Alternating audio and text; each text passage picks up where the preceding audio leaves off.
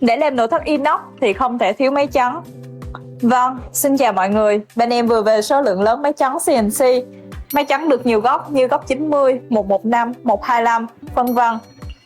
Giá bán đúng 228 triệu thôi ạ.